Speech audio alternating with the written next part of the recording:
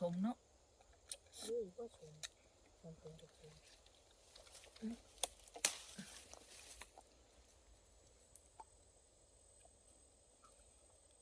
เพิ่นก็ยังไปเพิ่งได้เนาะเขาเพิ่งบ่ได้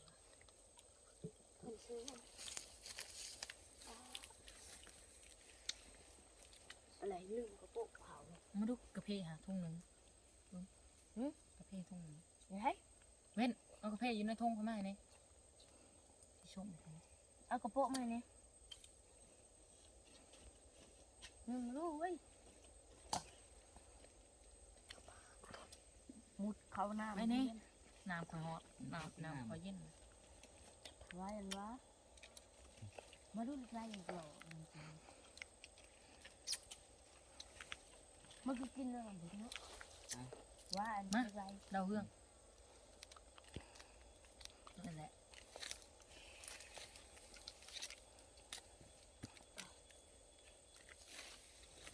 เย็นเราจักอันนี้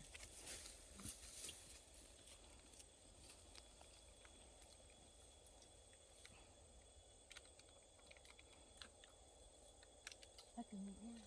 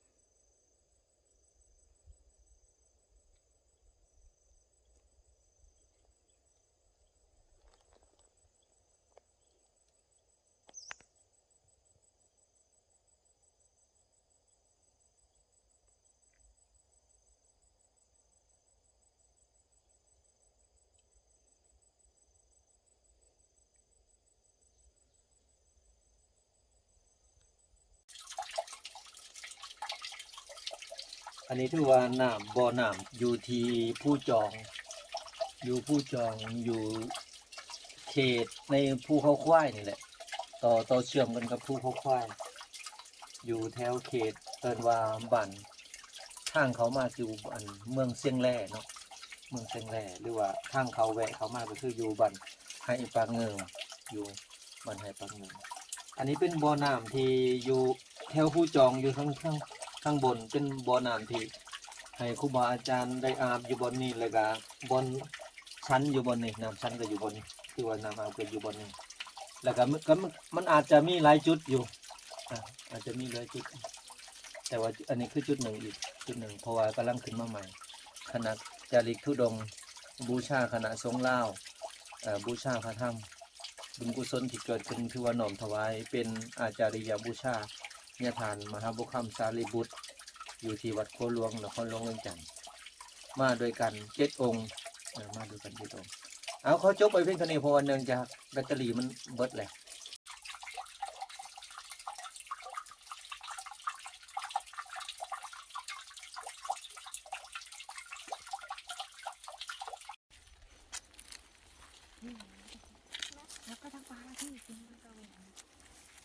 นี่ค่ะ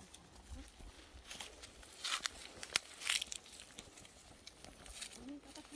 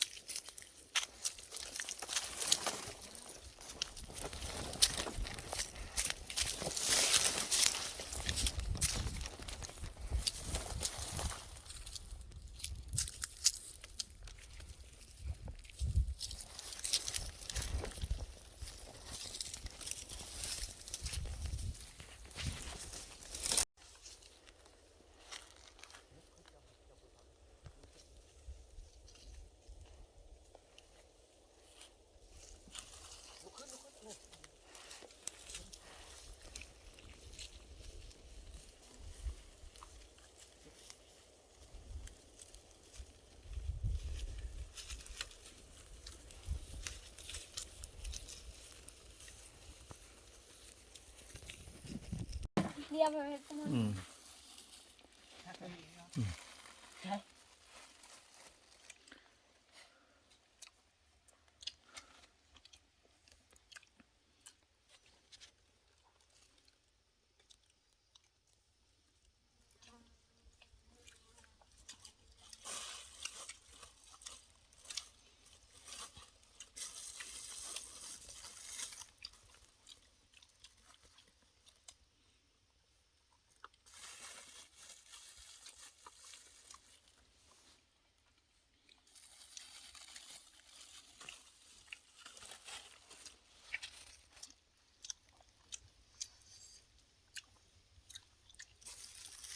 เศร้าเมื่อยมาทันเศร้า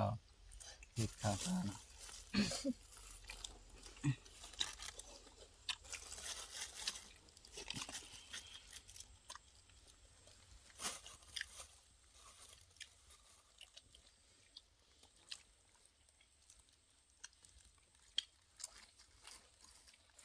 ก็เลยธรรมศาสตร์คัก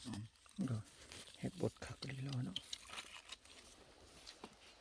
ขึ้นจะต้องพุ่งขึ้นแล้วขึ้นมาเป็นตามเป็นตาม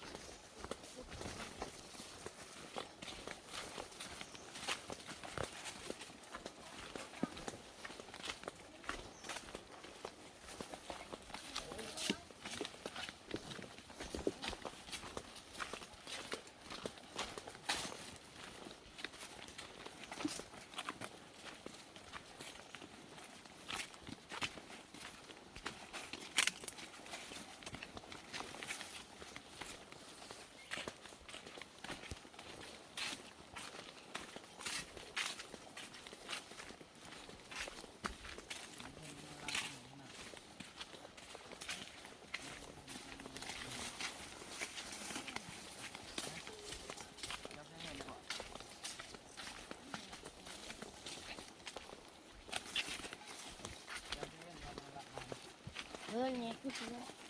เริ่มมา